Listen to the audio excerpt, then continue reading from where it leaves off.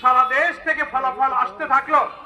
11 দলীয় ঐক্যে জামাত ইসলামী সহ সারা দেশ থেকে একের পর এক 9:30 10টা পর্যন্ত বিভিন্ন আসনে বিপুল বিজয়ের খবর যখন আসতে থাকলো, মানুষ জন আকাঙ্ক্ষা হিসেবে অপেক্ষা করছিল সংখ্যাগরিষ্ঠ আসনে 11 দলীয় ঐক্য জামাত ইসলামী বিজয়ী হয়ে সরকার গঠনের মতো সংখ্যাগরিষ্ঠতা ইনশাআল্লাহ লাভ করবে।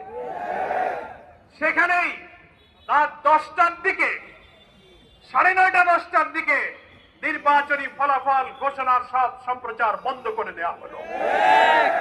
বন্ধ করা হলো কেন? দীর্ঘ সময় বন্ধ করে দিয়ে এর মাঝখানে কি ইঞ্জিনিয়ারিং, কি রহস্য তৈরি করা হয়েছে, আর জামাত ইসলামী 11 দলীয় ঐক্যের বিজয়ের খবর আর আসে না। সব অল্প অল্প ভোটের ব্যবধানে তাদেরকে পরাজিত দেখানো হতে লাগলো। এটা বড় ইঞ্জিনিয়ারিং।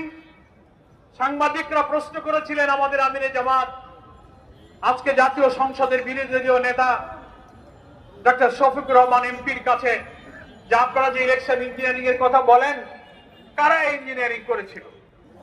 আমিরে জামাত জবাব দিয়েছিলেন বিদেশি সাংবাদিককে, সরাসরি প্রমাণ ছাড়া তো তার জবাব দেওয়া কঠিন।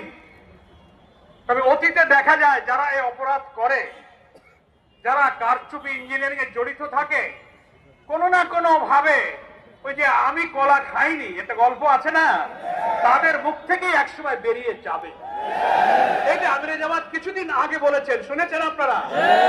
তো আলহামদুলিল্লাহ একজন রাজ সাক্ষীর বক্তব্যে সোশ্যাল মিডিয়াতে এসে গেছে।